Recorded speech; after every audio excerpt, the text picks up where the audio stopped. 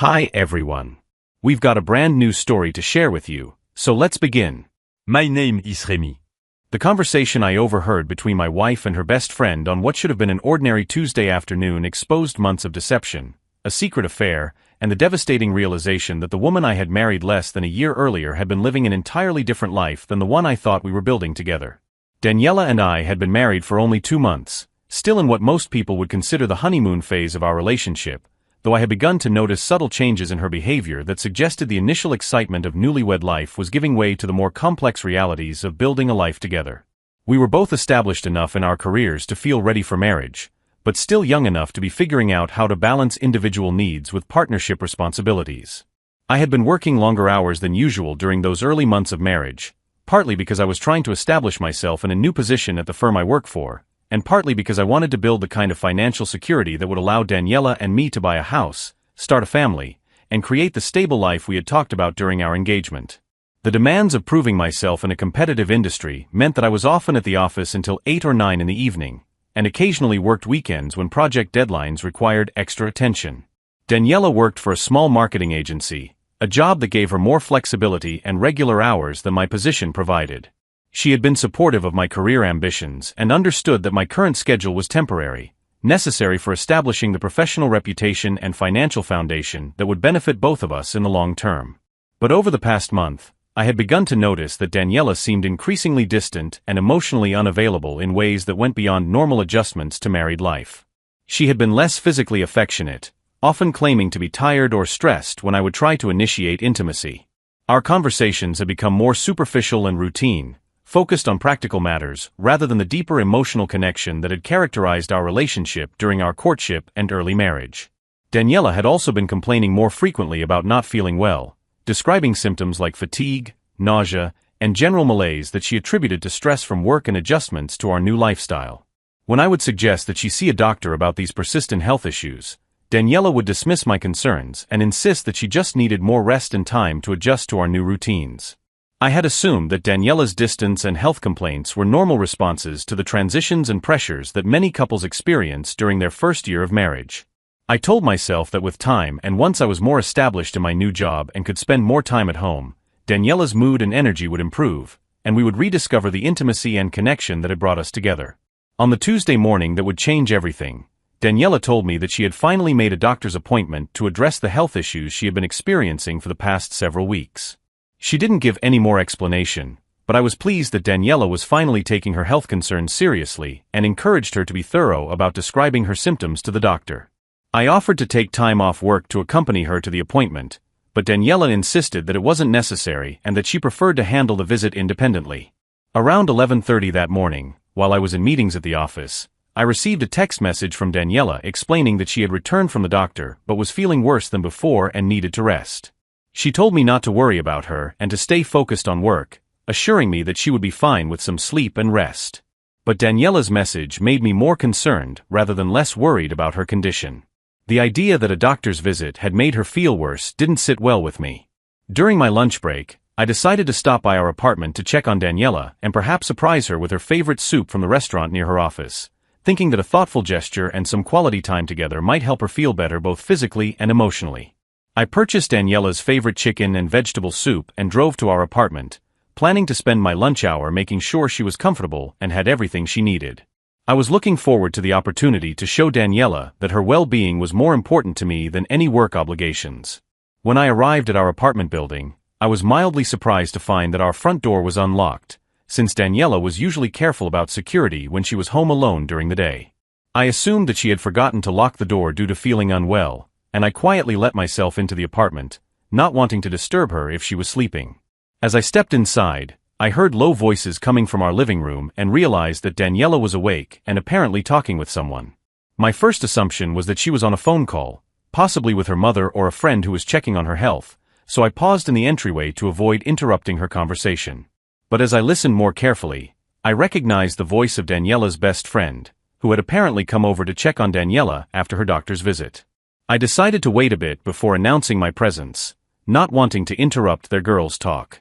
What I overheard during those few minutes of eavesdropping would completely destroy my understanding of my marriage and reveal deceptions that went far beyond anything I could have imagined. My wife, Daniela, and her best friend were discussing the real reason for Daniela's visit, and the conversation made it clear that Daniela had been lying to me about virtually every aspect of her recent behavior and health issues. Daniela was telling her best friend about the abortion procedure she had undergone that morning, explaining that she had been pregnant for approximately 8 weeks but had decided to terminate the pregnancy because she was convinced that the baby wasn't mine. According to Daniela's conversation with Carmen, the timeline of her pregnancy didn't align with our intimate relationship, and she was certain that if she had continued the pregnancy, I would have eventually discovered that I wasn't the biological father. My wife's best friend was reassuring her that she had made the right choice by keeping the pregnancy and abortion secret from me, arguing that revealing the truth would only hurt everyone involved without serving any constructive purpose. She praised Daniela for handling a difficult situation discreetly and protecting me from knowledge that would have been devastating and destructive to our marriage. As I stood frozen in our entryway, listening to my wife describe terminating a pregnancy that she was certain resulted from an affair, I felt like the ground had shifted beneath my feet. The woman I had married, the person I had committed my life to just 2 months earlier, had a secret relationship with another man and had chosen to end a pregnancy rather than face the consequences of her infidelity. Daniela's conversation with her best friend revealed not just the fact of her affair and abortion, but also the calculated ways she had been deceiving me about her recent behavior and health issues. Her claims of feeling sick hadn't been mysterious health problems. They had been pregnancy symptoms that she couldn't explain without revealing her affair. Her emotional distance hadn't been adjustment difficulties. It had been guilt and stress about maintaining her deception while carrying another man's child. The casual tone of Daniela's conversation with her best friend was almost as shocking as the content of what she was saying. Daniela wasn't expressing anguish or regret about her affair or the pregnancy. She was discussing the abortion as a practical solution to a problem that could have exposed her infidelity and destroyed our marriage. She seemed more concerned about successfully concealing her deception than about the ethical implications of what she had done. After a while of listening to Daniela and her friend discuss the details of the abortion and strategies for maintaining the secrecy of Daniela's affair, I quietly left our apartment and sat in my car outside our building, trying to process what I had just learned about my wife and our marriage. The shock of Daniela's revelations was so complete that I had difficulty thinking clearly about what the information meant or how I should respond to discoveries that had fundamentally changed my understanding of everything I thought I knew about our relationship. The woman I had dated and married had been living a completely different life from the one I was aware of, conducting an affair while maintaining the appearance of a committed partner. I found myself replaying the past several years of our relationship and marriage, now understanding Daniela's behavior in a completely different context. The timing of Daniela's affair was particularly disturbing because it meant that she had been involved with another man either during our engagement or in the week of our wedding, periods when I had believed we were most committed to each other and most focused on building our future together. Daniela had been betraying our relationship during what should have been the most secure and trusting time in our partnership. I tried to understand how someone could maintain such extensive deception while living in daily intimacy with the person they were betraying. Daniela had been sharing a bed with me, planning our future together, and accepting my love and support while secretly carrying another man's child and planning to terminate the pregnancy to conceal her infidelity. When I finally returned to work that afternoon, I was unable to concentrate on any tasks or responsibilities, my mind consumed with questions about who Daniela had been involved with, how long the affair had lasted, and what other aspects of our marriage might be built on lies and deception that I hadn't yet discovered. That evening, I returned home to find Daniela resting in bed, still claiming to be recovering from her doctor's visit and the health issues that had been troubling her.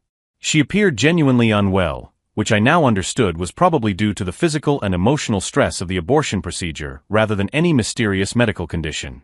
Instead of immediately confronting Daniela with what I had overheard, I decided to approach the situation more carefully, giving her opportunities to be honest with me before revealing that I knew about her deception. I asked Daniela how she was feeling and whether the doctor had provided any useful information about her health concerns. Daniela repeated her previous explanations about feeling unwell and needing rest, maintaining the fiction that her symptoms were related to stress and fatigue rather than pregnancy and abortion. When I pressed her more specifically about what the doctor had said, Daniela became evasive and claimed that the visit hadn't been particularly informative.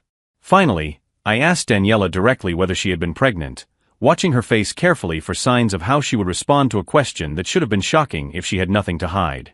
Daniela's immediate reaction was defensive denial, but when I continued to press for honest answers, she eventually admitted that she had been pregnant but had miscarried early in the pregnancy. Daniela's willingness to lie even when directly confronted about her pregnancy confirmed that she had no intention of being honest about what had actually happened, and that she was prepared to maintain elaborate deceptions rather than face the consequences of her affair and abortion. She was treating me like someone who couldn't handle the truth, rather than like a partner who deserved honesty about matters that affected our marriage. When I made it clear that I knew Daniela was lying about having a miscarriage, she finally admitted that she had chosen to terminate the pregnancy, but she tried to justify her decision by claiming that she hadn't been certain I was the father and that she had been trying to protect me from uncertainty and pain. But Daniela's explanations only raised more questions about the extent of her deception and the nature of her affair. If she hadn't been certain about paternity, it meant that she had been involved with another man during a period when she was also intimate with me. If she had been so concerned about protecting me from pain, why had she chosen to have an affair in the first place? I asked Daniela directly who the father might have been, when the affair had occurred, and why she had chosen to marry me if she was involved with someone else. Daniela became increasingly defensive and emotional as my questions forced her to acknowledge the scope of her betrayal and the elaborate nature of her deceptions. I would later find out that Daniela had been attracted to a long-time male friend, someone she had known for years but had never dated because he had been in other relationships during the periods when they were both single. Shortly before our wedding, this friend had become available, and Daniela had spent a night with him that she characterized as a momentary lapse in judgment rather than the beginning of an ongoing affair. According to Daniela, her involvement with this friend had been a single encounter that occurred during the stress and uncertainty of our wedding planning, and she had convinced herself that the pregnancy couldn't be his because they had only been together once. But the timing of her pregnancy suggested otherwise, and Daniela had ultimately decided that the risk of carrying a child who might not be mine was too great to justify continuing the pregnancy. Learning that Daniela's affair had occurred so close to our wedding, during a time when we were supposedly most committed to each other and most focused on our future together, was devastating in ways that I hadn't anticipated. Daniela had betrayed our relationship during the very period when we were making our most serious commitments to each other, suggesting that her participation in our marriage had been ambivalent from the very beginning. The revelation that Daniela had been attracted to this friend for years and had acted on that attraction as soon as he became available also suggested that her commitment to our marriage had always been conditional, dependent on not having access to someone she found more desirable. I had apparently been Daniela's acceptable choice rather than her preferred choice, and she had been willing to risk our marriage for an opportunity to explore her feelings for someone else. Over the following days, I found myself unable to sleep or concentrate on work, consumed with questions about what Daniela's betrayal meant for our marriage and whether there was any possibility of rebuilding trust after such extensive deception. Daniela had lied about her health, her pregnancy, her abortion and her affair, maintaining elaborate fictions while accepting my love, support, and commitment under completely false pretenses.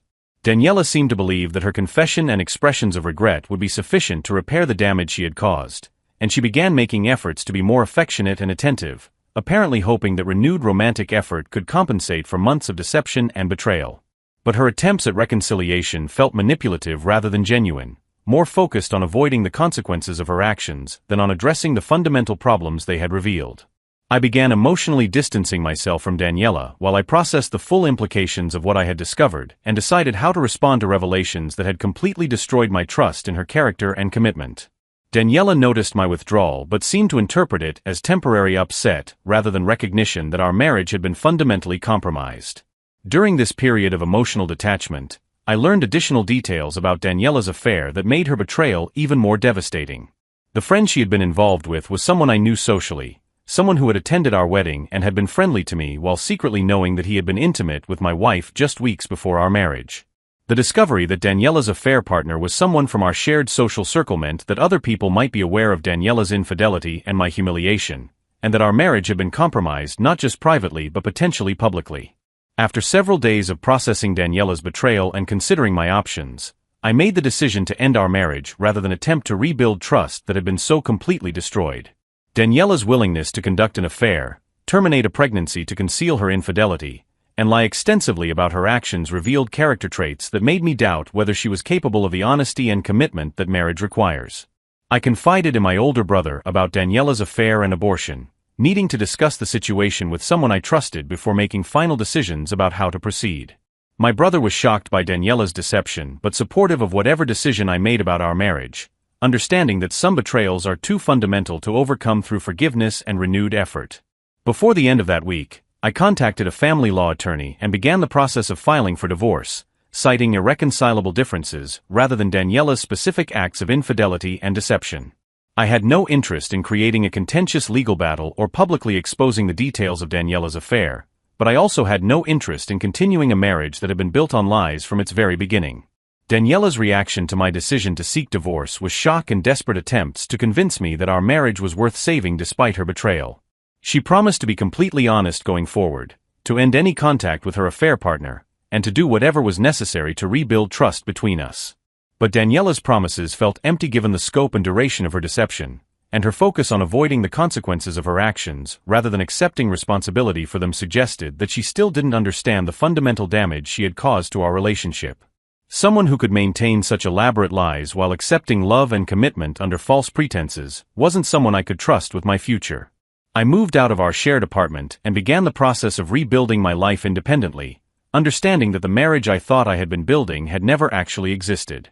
Daniela had been performing the role of a committed wife while secretly maintaining other loyalties and interests that were incompatible with genuine partnership. The divorce proceedings were completed within 6 months, as Daniela and I had limited shared assets and no children to complicate the legal dissolution of our marriage. Daniela made periodic attempts to reconcile throughout the process, but I maintained firm boundaries about communication and refused to be drawn back into a relationship that had proven to be fundamentally dishonest. The experience taught me important lessons about the importance of recognizing the difference between temporary difficulties and fundamental character problems. Daniela's emotional distance and health complaints had been symptoms of deeper issues that I should have investigated more thoroughly, rather than assuming they would resolve themselves over time. I learned that some betrayals reveal such fundamental incompatibilities in values and character that they cannot be overcome through forgiveness and renewed effort. Daniela's willingness to conduct an affair, terminate a pregnancy to conceal her infidelity, and lie extensively about her actions showed that she approached relationships with a level of deception and self-interest that made genuine partnership impossible. Most importantly, I discovered that protecting my own emotional and physical health sometimes requires walking away from people and situations that consistently cause harm, even when those people express regret and promise to change. Daniela's betrayal had been too complete and too calculated to be dismissed as a momentary mistake, and her continued focus on avoiding consequences rather than accepting responsibility suggested that she hadn't learned the lessons necessary for genuine change. The months following my divorce allowed me to gain perspective on warning signs I had missed during my relationship with Daniela, and to understand how my desire to be a supportive and trusting partner had sometimes prevented me from acknowledging obvious problems. Daniela's pregnancy symptoms, emotional distance, and general unavailability had been clear indicators that something significant was affecting her behavior, but I had accepted her explanations rather than investigating further. I also recognized that my focus on building financial security and professional success had sometimes meant that I was emotionally unavailable to Daniela during a period when she was facing temptation and making choices that would destroy our marriage. While Daniela's affair was her responsibility rather than mine, I learned the importance of maintaining emotional connection and open communication even during stressful periods of career development.